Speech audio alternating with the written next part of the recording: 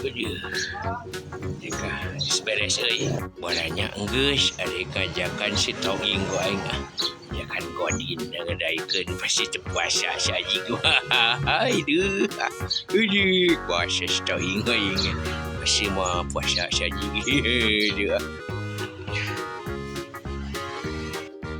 Oh itu si Ing. Toing, sini sayang. Sini Ing, ki ayah peluk je. Aduh, si goblok.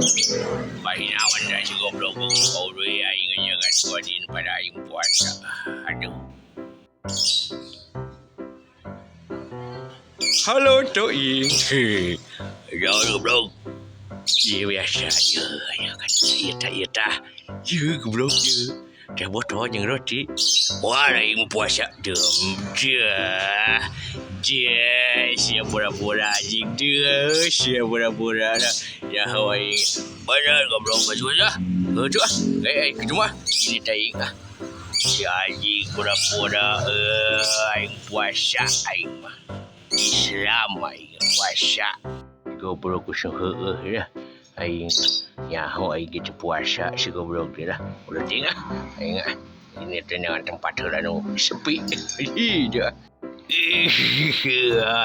Tenyahoan si Haji.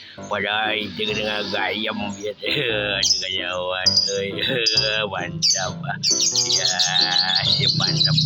Yang kini akan aku kaman jemput dengan nyahoan di siapa dia. Aduh, segar sudah barang hakan mah euy. Pura-pura leles lah. Aduh, weh. Susah euy. Anjing si Toing keur barang hakan anjing. Si Toing diintip aya. Sia. Aya hoan si Toing eta keur barang hakan. Jika ku aing sia. Naunan ku aing. Dia sia kayawan goblok. Sia. Ayo kayawan sekar barang hakan. Kenawan sia. Kayawan pengesia. Pura-pura puasa. Bener pot ulah makan maraban eta hayam. Kut. Dia sia budak detik sia. Kasep. Kasep deuk ceka. Aing kaya hoai aing ya. Puasa sia eta remeh nih.